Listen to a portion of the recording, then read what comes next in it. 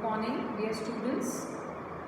Yesterday we were discussing about interview schedule, and what we had discussed yesterday was types of questions, and mainly we had talked about two types of questions. What are these two types? One is dichotomous questions, where the answer is in yes or no. Now let us talk about an example. Do you belong to this category? Yes or no. Do you have an OBC certificate? Yes or no. These type of questions, they are known as dichotomous questions. Di means two. So they are known as dichotomous questions. Then we have another type of questions which are closed-ended questions, where there is a question and there are a number of answers or alternatives given to the respondent. And then another type of question which we talked about was open-ended question. Now in open-ended questions, students, we had seen that there is a question and it is open to respondents. Respondents, they can answer in their own way. Now today we have to see that what are the merits or advantages of interview schedule and what are the disadvantages of interview schedule. So the very first point is that in interview schedule there is personal contact. Personal contact means supposing I am the researcher and you are the respondent. So there is personal contact between the two, as I have to take their interview or I have to take your interview. So there is personal contact. Then second point is, since there is personal contact, therefore this is very reliable and valid method. Now since you are meeting the person yourself, so it is going to be the whatever information you are getting is reliable or it is very authentic, in other words. Then number 3 is facility of observation. Facility of observation means you are going to observe your respondents. As you are interacting with them, you are observing them. See students, what happens many a times, you can notice that whatever answer your respondent is giving is not matching with his body language. Sometimes when we are giving an answer and our body language is saying something else, so you can say that facility of observation is there. You can easily make out whether the information which is being given is correct or there is something wrong with this. Then maximum response. Maximum response is people or the respondents, they can be asked the same question, say number of times. If he has not understood it, maybe twice or thrice, so that you get the maximum out of it. If he does not understand, if the respondent does not understand the question what you want to ask, you can repeat it and you can ask him to answer it again. So there is maximum response. Now sometimes, dear students, what happens, respondents, they do not understand what is being asked. So clarifications can be made.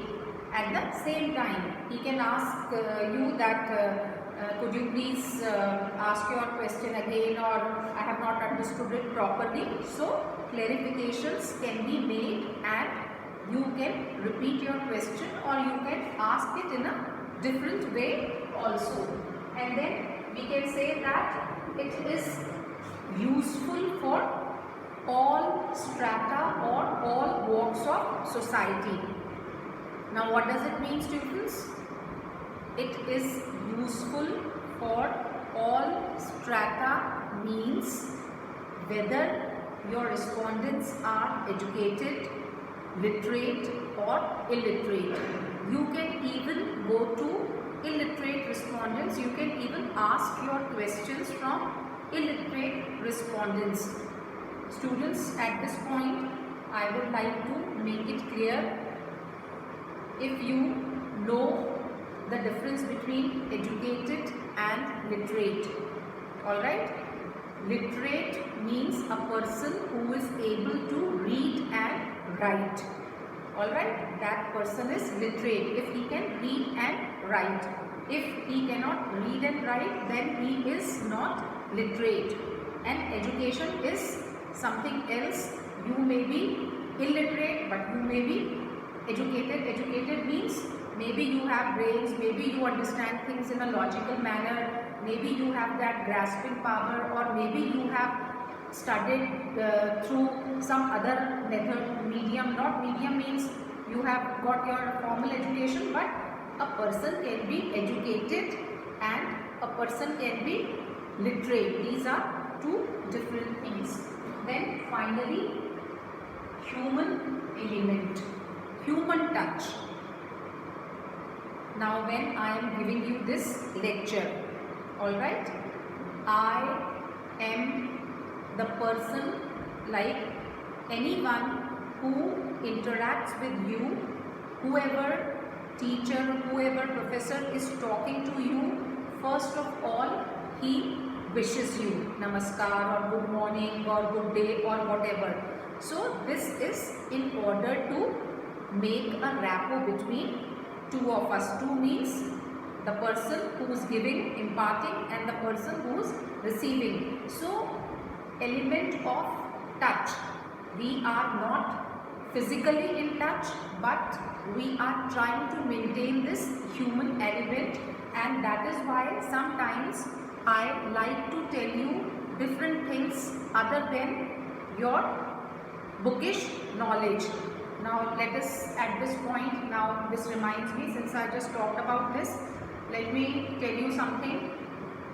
These days, students, we are celebrating this nutritional week, alright?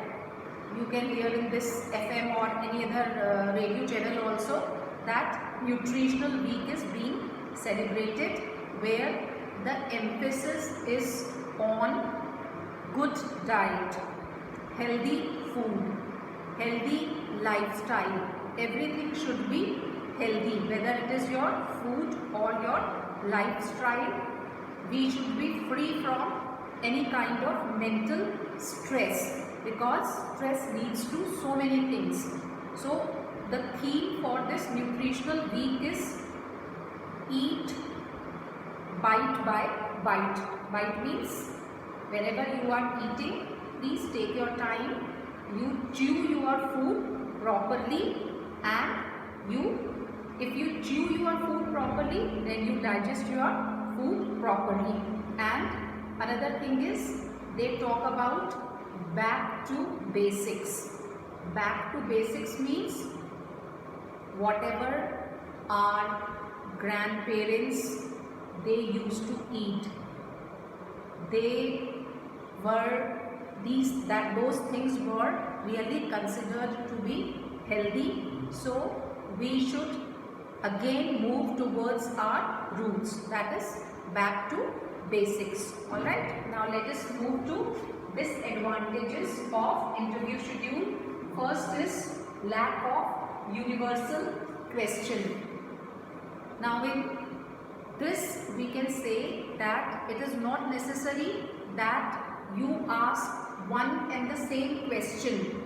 Question does not necessarily be a universal question. You may ask a question to a respondent, and you may ask slightly different question to another respondent. Then second is problem of making contact. Dear students, it is very difficult to contact people these days. They are not easily available, then even if they are available, they are not willing to meet, and especially in this corona period, it is all the more difficult. But at this juncture, let us not talk about corona, but simply it is difficult to contact people. Then another thing is, it is used in limited area. This is one of the drawbacks, that in interview schedule we cannot cover a large geographical area, but we can be confined to a small place. Now related to this, we have another disadvantage. What is that? That this method is quite expensive. Alright, you go and meet so many people. Supposing you have to take interview of 100 people, so meeting 100 people is not an easy task. So it is an expensive method, and at the same time it is time consuming. It is both expensive and time consuming. Taking interview of so many people is very time consuming. It takes lot of time to meet people, to contact them and to approach them, and finally you have to go from one place to another place. So it is very time consuming. Then there may be organizational problems. All the people who are taking the interviews, they may not be very organized, or they may not be very perfect in order to take the interviews. So there may be certain organizational problems as well. And then we can say lastly, bias in informant's behavior. Sometimes the researcher can be biased, and sometimes the person who is giving the answers, he can be biased. So there may be a problem of subjectivity, that at times the person who is answering, he may not be very logical, or he may not be very objective in giving his answers, and at times the person who is asking, he may also become subjective. He also doesn't have to be objective all the time. He cannot have to be, but all the time he cannot remain objective. So that is another disadvantage of this kind of method. Now I hope you have understood what are the advantages and what are the disadvantages of this method, so that we can depend upon this method carefully. Alright, okay students, take care.